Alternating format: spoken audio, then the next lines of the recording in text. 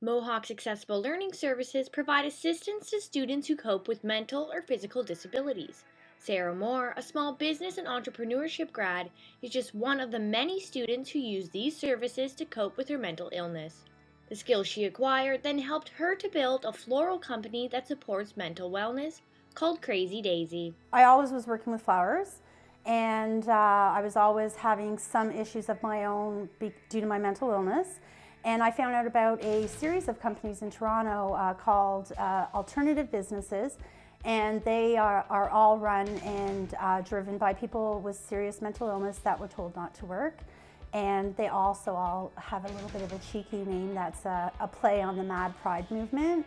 And so I decided to go back to school to start my business, and I figured I would like to follow the steps of the OCAP. Moore explains why it was important for her to build a company that supports mental wellness and awareness.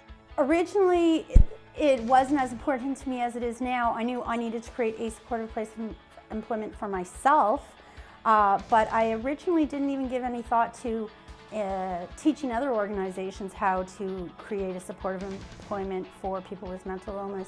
It's as I sort of got engaged in the community and the different players involved that I realized just how much money mental illness costs the economy every year in lost productivity. When I figured that out, I have this big beef with wasting money on social problems, and I figured that we would have to put some emphasis on mental wellness, because you don't have to have mental illness to improve your mental health.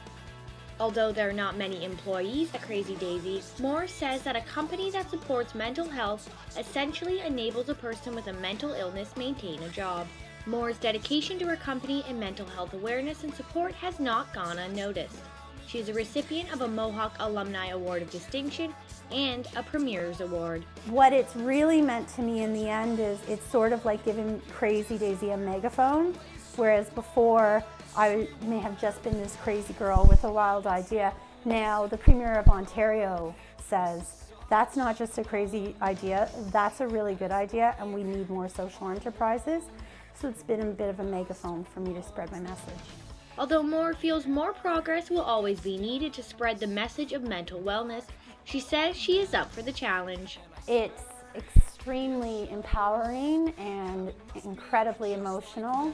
The types of responses I get from the community, things like, I was going to kill myself this morning and I found out about Crazy Daisy, and I chose not to kill myself. My job's done.